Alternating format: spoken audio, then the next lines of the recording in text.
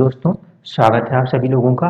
आज हम अपनी जो कुंडली एनालिसिस है इसको प्रोफेशन के ऊपर देख रहे हैं और आज हम चर्चा करेंगे हमारे अभूतपूर्व राष्ट्रपति श्री एपीजे अब्दुल कलाम जी की कुंडली में। इस कुंडली को अगर आप देखेंगे तो इसमें जो पहला भाव है उसमें 4 नंबर राशि है, उसके स्वामी होते हैं चंद्रमा।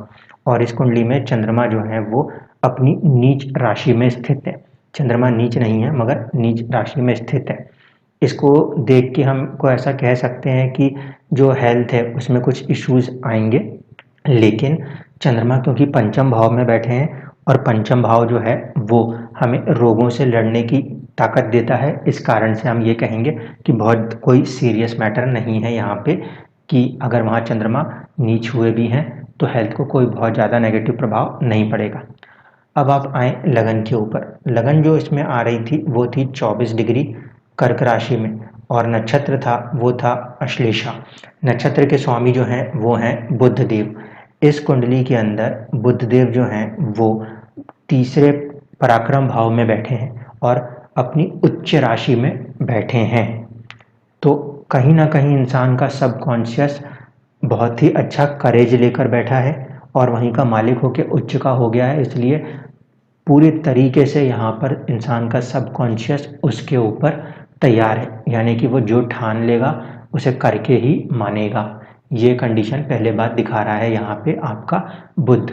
इस बुध को साथ हासिल है उसके मित्र सूर्य का।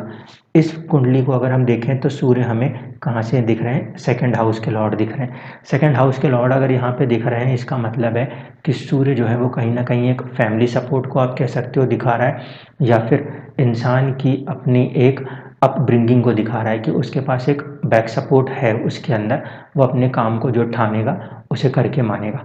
क्योंकि इस बात को समझिए, आपका माहौल कई बार आपको बोलता है कि नहीं मैं करना कुछ चाहता हूँ लेकिन मैं कर कुछ और रहा हूँ। कई लोग बोलते हैं कि मेरे पास काम करने की क्षमता है, लेकिन क्योंकि मेरी ये मजबूरी है इसलिए मैं अपनी फैमिलीज़ के कारण ये कामों को कर रहा हूँ सिर्फ पैसे कमाने के लिए। तो यहाँ पे जो फैमिली हाउस का लॉर्ड है सूर्य, वो भी कनेक्ट हो गया, उसने भी सपोर्ट किया उनके सबकॉन्शियस माइंड को। इसके अलावा यहाँ पे केतु बैठा है और केतु मैंने आपको बताया था ये बारीकी देता है, फाइन थ्रेड, हर चीज़ के अंदर तक जाके उसको खोजने की क्षमता देता है केतु। तो कहीं ना कहीं सबकॉन्शियस माइंड के पास सारी चीज़ें हैं जो कि एक इंसान को खुद में खड़े होने के लिए चाहिए। उसके पास पराक्रम है, उसके पास कहीं ना कहीं एक आत्मबल है और उसके पास एक बारीकी से देखने के लिए केतु भी मौजूद था। अब हम बात करें कि इस कुंडली के अंदर जब हम प्रोफेशन में आएंगे, किसी इंसान का प्रोफेशन देखना है तो इनका प्रोफेशन देखने के लिए हम स्टेटस 10th हाउस को देखेंगे। 10th हाउस को देखने से पहले मैं थोड़ी सी एक बात बताता हूँ।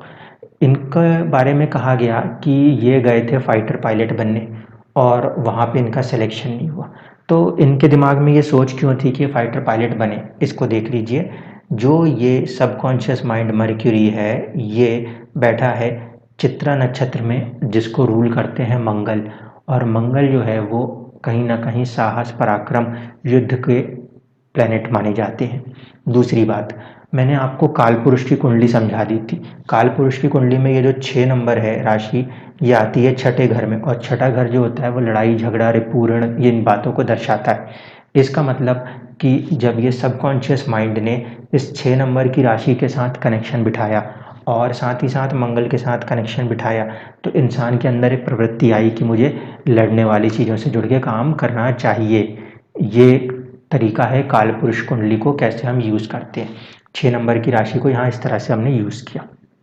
अब हम चलते हैं 10th हाउस पे और 10th हाउस के बारे में देखते हैं कि इनकी ज़िंदगी इनसे क्या कर्म कराना चाहती थी।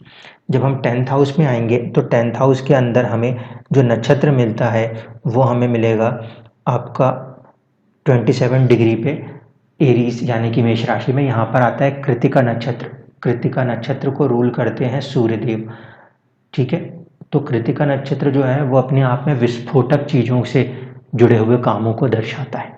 विस्फोटक चीज़ों से जुड़े हुए काम।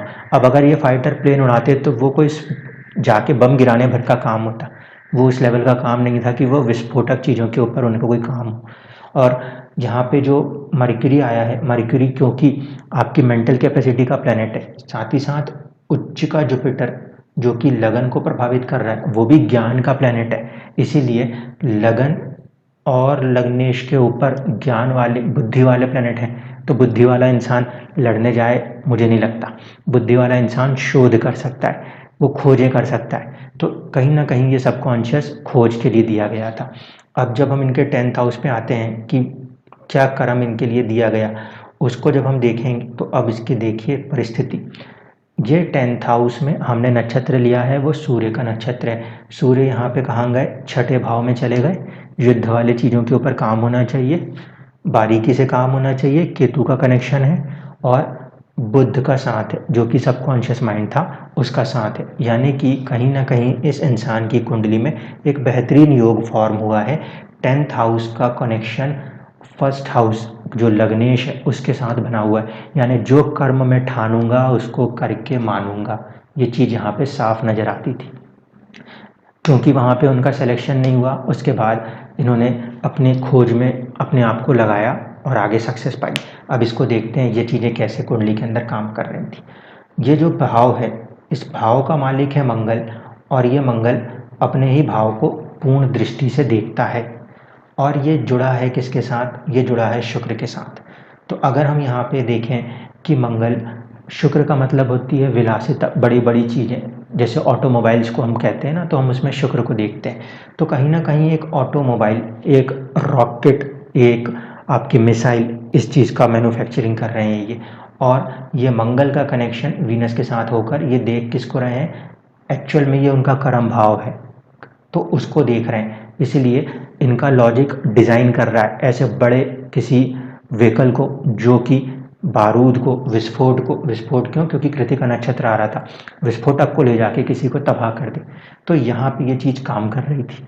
ये बात आपको देखने में पहले एक बार में नहीं समझ में आएगी कि प्लैनेट कैसे काम कर रहे हैं। बारीकी से अगर आप समझेंगे तो वहाँ पे बैठा हुआ नक्षत्र जो है वो कर्म की सोच देता है कि तुम्हें युद्ध करना है। तो वो जो आपको एक नक्षत्र है वो बता रहा है कि तुम्हें मेरी जिस चीज़ को दिखा रहा हूँ वो तुम्हें विकसित करनी है, और वही विकसित करने के लिए इनका सबकॉन्शियस माइंड काम कर रहा है। इस कारण से ये दोनों कनेक्शंस जो हैं कहीं ना कहीं इस बात को दर्शाते हैं कि इंसान एक रिसर्च लाइन में जाके एक अच्छी शोध करेगा। अब इसमें सबसे मेन काम जो प्लैनेट ने किया वो था चंद्रमा। देखिएगा कैसे, वापस इस कुंडली को जहाँ से बना था वहाँ से लेके आऊँ। ये चंद्रमा आपको 8 नंबर में दिख रहा है, और यही चंद्रमा जब हम इनके कर्म की D10 यानी कि दशमांश कुंडली बनाएंगे तो भी 8 नंबर में ही दिखेगा। इसका मतलब है कि इनकी कुंडली के अंदर कर्म के क्षेत्र में जो चंद्रमा है उसे हम कहेंगे कि ये अपने आप में वर्गोत्तम है। वर्गोत्तम का मतलब है कोई एक ग्रह जो लगन कुंडली के अंदर भी उसी राशि में मौजूद है, और आपका जो दूसरा डिविजनल चार्ट है उसमें भी वो सेम राशि में मौजूद होगा, तब हम उसे वर्गोत्तम कहते हैं। तो यहाँ पे चंद्रमा वर्गोत्तम है, यानी कि मन ने जो ठान ली बस उसे करना ही है और वही कर्म होगा। तो यहाँ पे ये चंद्रमा वर्गोत्तम होने के कारण और जुपिटर यानी ज्ञान का, विस्डम का सपोर्ट होने के कारण इन्होंने अपने काम को ठाना और उसको करा। अब यहाँ पे हम नॉर्मल एनालिसिस भी एक बार लगा के देख लें। जो हमारा हाउस है 10th हाउस लगन कुंडली में, उसका मालिक है मंगल, और वो इस कुंडली में 8वें घर में गए हैं। 8वां घर जो होता है वो होता है रिसर्च का। तो इस कारण से ऐसा रिसर्च वर्क इन्होंने किया है जिसके कारण इनको एक बहुत बड़ा फेम मिला है। कुंडली 10th हाउस के कर्म से बता रही थी कि तुम्हें कहाँ जाना है, और चंद्रमा मन उस कर्म के साथ और सूर्य आत्मा उनके सबकॉन्शियस के साथ जुड़ के एक बेहतरीन काम कर रहे थे जिसने कि इनको ये सक्सेस दिलाई। अगर मैं इनकी किस्मत की कुंडली खोल के दिखाऊं तो वहाँ पर भी आपको एक चीज़ देखने को मिलेगी। यहाँ पर आप इस बात को नोट कर सकते हैं कि सूर्य यहाँ पे भी 6 नंबर में है और सूर्य यहाँ पर भी 6 नंबर में है। इसका मतलब है कि किस्मत में सूर्य ने, आत्मा ने फिक्स कर लिया था, और चंद्रमा जो है वो 8 नंबर में ही है। तो चंद्रमा यानी मन ने भी ये ठान लिया था, किस्मत ने दे के भेजा था आपके सूर्य को, आपके चंद्रमा को, और खासकर आपके चंद्रमा को कि जाओ और ये काम करके आओ। इंसान ने अपने उस कर्म को पहचाना है। हर इंसान अपने कर्म को नहीं पहचान पाता। इस इंसान ने अपने कर्म को पहचाना, अपनी परिस्थिति के अंदर भी अपने आप को ना बदल के उस कर्म को किया, इसलिए ये इंसान सक्सेसफुल है। बहुत सारे साइंटिस्ट काम कर रहे हैं लेकिन वो उतने सक्सेसफुल नहीं है जितने ये थे। इसी कुंडली के अंदर अगर हम आपको दिखाएं तो यहाँ पे ये राहु 9वें घर में किस्मत के उसमें बैठा हुआ है और जो इनका सूर्य है अष्टम में यहाँ बैठा हुआ दिख रहा है मंगल। जब हम इस कुंडली को ही देखने की कोशिश करते हैं तो हम ये देखते हैं कि जब इन पे मंगल की दशा चल रही थी, जब इनका सूर्य के अंतर्दशाएं चल रही थी, तब यही इंसान राष्ट्रपति के पद पे विराजित हो गए। तो किस्मत के अंदर जब कोई ग्रह आपको सपोर्ट करने पे आ जाता है तो कोई ज़रूरत नहीं है, इनका कोई पॉलिटिकल बैकग्राउंड नहीं था लेकिन इनको वहाँ तक उस पद तक जाना था, वो पहुँचाया गया। और वो लगन कुंडली भी दिखाती है, क्यों? क्योंकि लगन कुंडली के अंदर ये उच्च का गुरु है। जो उच्च का गुरु 10th से देखेंगे तो कहाँ पे उच्च हुआ है? 4th हाउस में। यानी अपने कर्म का सुख भोगने के लिए इंसान जरूर आएगा। और राष्ट्रपति पद इसलिए मिला था क्योंकि उन्होंने कर्म करके दिखाया था। तो ये पद प्राप्ति गुरु और ये मंगल की कंबाइंड एस्पेक्ट कराती है। इसलिए अगर आप अपनी कुंडली को एनालाइज करते हैं तो उसमें 10th हाउस के नक्षत्र को भी इम्पोर्टेंस दीजिए। बहुत सारे लोग 10th हाउस के नक्षत्र से जुड़ा हुआ काम नहीं करते, इसीलिए वो अपने प्रोफेशनल लाइफ में सक्सेस नहीं लिख पाते। वो सिर्फ काम करते रहते हैं और एक आम इंसान की ज़िंदगी ही जी के अपना समय इस पृथ्वी में ख़त्म कर देते हैं।